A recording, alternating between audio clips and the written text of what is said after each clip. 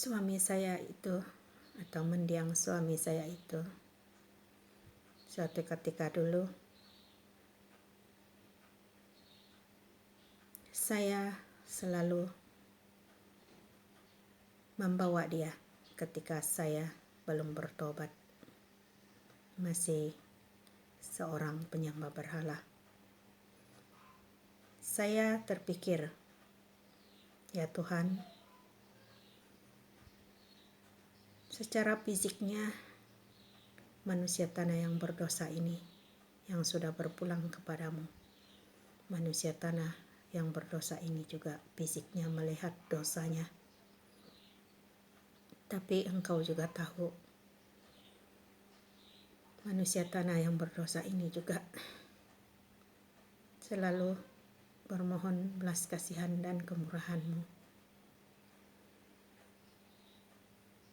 Apa yang saya mengerti dan memahami, mengapa Tuhan sendiri telah membebaskan dia dari tawanan roh di berhala itu. Karena ketika dulu dia ataupun secara mudah dipahami, yaitu saya selalu membawa dia ketika Paskah, di mana Katolik mempunyai tradisi cium salib pada waktu Paskah. Dan walaupun dia tidak pernah menyatakan kepada saya sebagai istri bahwa apa yang saya lakukan itu adalah salah, tapi mungkin dia juga berpikir bahwa itu kehendak kami masing-masing. Dan saya pula pikir perbuatan saya cium salib itu suatu perbuatan yang mulia, satu perbuatan yang lebih mencintai Tuhan. Karena ketika itu saya buta tuli telanjang. Dan pada waktu-waktu masa lalu itu, mendiang suami saya selalu berkata, untuk apa kamu cium salib? Untuk apa kamu cium kaki Tuhan? Ciumlah Tuhan di dalam hati kamu, dia kata. Dan saya pula menegakkan tradisi Katolik ketika itu, mengatakan itu hanya perumpamaan atau simbolik. Karena betapa bodohnya manusia tanah. Memang teramat bodoh. Masih juga menegakkan mengatakan, karena nyatanya kita tidak dapat mencium Tuhan, dan itu ya terlalu sukar untuk mau dikasih paham, tapi gitulah yang manusia tanah ini paham. Padahal sungguh nyata betapa baiknya cium Tuhan di dalam hati. Cium benda yang nyata, tapi bukan sampai di hati kita, hanya untuk dilihat-lihat manusia saja. Dan satu ketika juga tradisi Katolik adalah pengakuan dosa, termasuk dalam 7 sakramen. Jadi saya tahu mendiang suami saya ini juga terlalu, bukan jarang malahan bertahun-tahun. Kali terakhir ketika misa perkawinan kami, pemberkatan, itulah dia melakukan pengakuan dosa. Dan sehingga beberapa puluh tahun dia walaupun pergi ke gereja tetapi tidak pernah membuat pengakuan dosa. Jadi saya katakan, pergilah buat pengakuan dosa, agar ketika kamu sudah buat pengakuan dosa, kamu akan merasa seperti maksud saya ini, seperti kamu akan dibebaskan dari dosa dan sakit penyakit kamu akan disembuhkan Tuhan.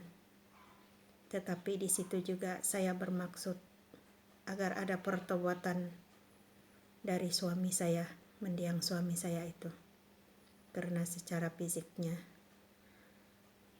saya manusia tanah juga yang berdosa ini, melihat dosa-dosa yang dia lakukan. Namun dia juga mengatakan, untuk apa mengaku dosa kepada sesama manusia yang berdosa juga. Walaupun dia mengatakan begitu, saya pula menegakkan juga ketika itu dia dengan mengatakan, padri itu orang yang dekat dengan Tuhan dan mereka dijadi wakilkan Tuhan sesama manusia untuk mengampuni. Bukan mereka mengatakan saya mengampuni dosamu atas nama saya Fada begini, tetapi mereka kata, Fada itu kata, saya mengampuni dosamu dalam nama Tuhan. Tetapi mendiang suami saya ketika itu memang dia kata mau minta ampun dosa terus saja kepada Tuhan, bukan mau melalui manusia, sama-sama manusia yang berdosa. Dan ketika ini di saat akhir-akhir waktu terakhir, akhir zaman ini, betapa Tuhan, saya berdoa kepada Tuhan Yesus juga menyatakan, bukankah Tuhan sepatutnya dia adalah orang yang terselamat maksud saya juga orang yang seharusnya menolak tanda binatang ini, agar jiwa dan rohnya terselamat juga. Dan saya pikir saya lebih berdosa karena saya pernah menyembah berhala ketika sebelum pertobatan. Tetapi dia sejak dari dahulu mengetahui kebenaran bahwa semuanya menyembah Tuhan itu di dalam roh dan kebenaran. Namun mungkin semuanya pun ada hikmah dari kejadian-kejadian ini. Dan ketika semua ini terjadi, ketika tentang patung Maria yang patah tangan itu, juga Bena yang tidak punya gambar Maria seperti lazimnya umat-umat Katolik yang meninggal,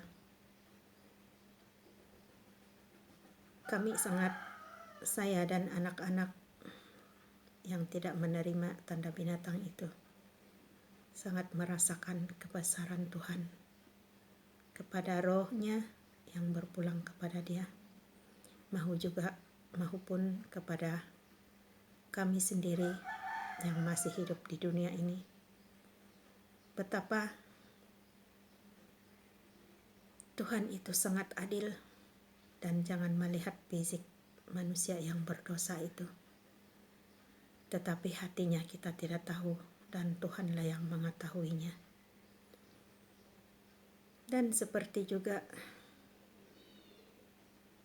kami sangat memberikan juga, kami tetap seperti tanda bahwa tetap kuat dan bertekun di dalam ketaatan dan kesetiaan, serta menyembah Tuhan di dalam roh dan kebenaran.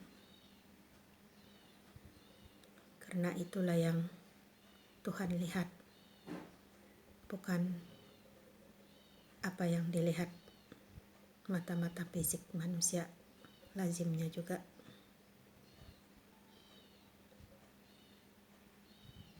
Secara hati saya maupun roh saya sangat sangat memuji nama Tuhan, sangat-sangat ingin sujud di hadapan Tuhan.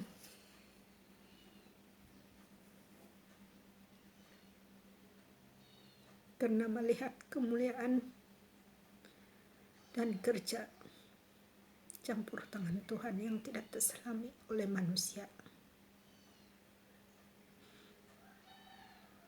Dan kadang-kadang Tuhan Yesus, ampunilah manusia tanah yang berdosa ini, yang nyata sungguh juga tidak ada kata-kata yang terindah buatmu di dalam memuji dan memuliakan nama Tuhan, selain hanya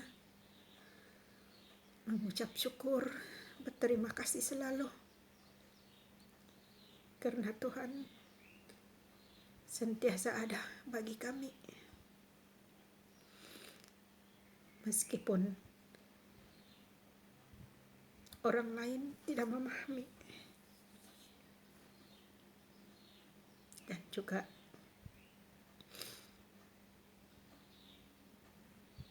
penghinaan maupun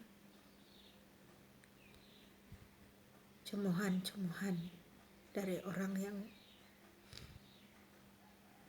tidak memahami mengapa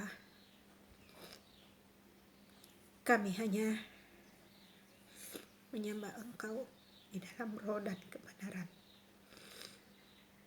tidak lagi ke gedung-gedung gereja. Terlalu sukar untuk menjelaskan kepada sesama manusia tanah. Tapi di sini apa yang saya ingin sangat besar hati untuk memberikan kesaksian ini adalah bertobatlah dari penyembahan berhala. Karena penyembahan berhala itu sangat dimurkai Allah. Dan jika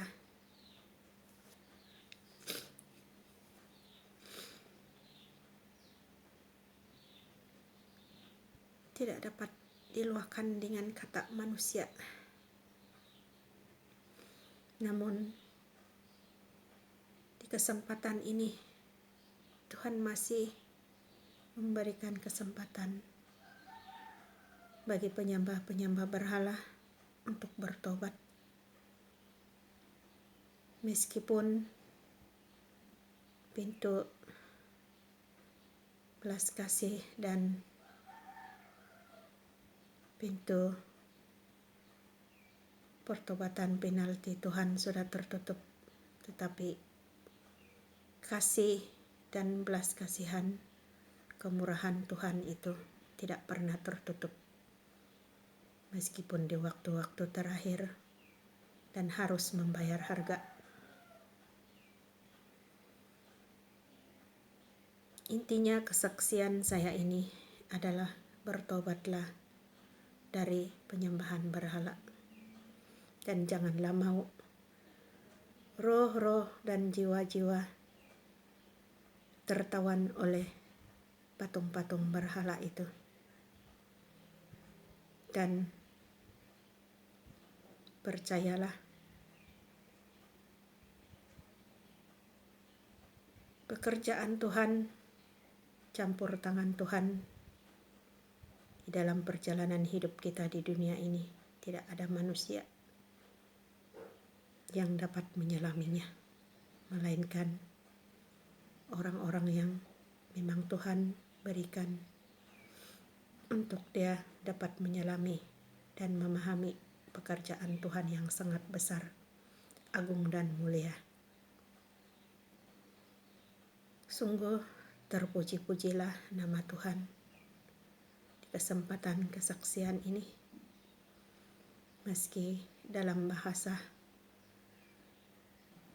dan percakapan manusia tanah yang berdosa ini, manusia tanah yang bodoh ini, tidak secantik kata-kata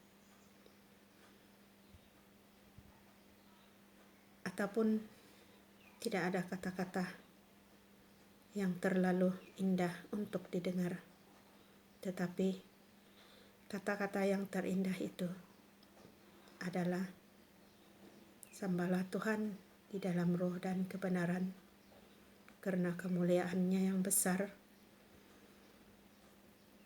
itu sangat indah,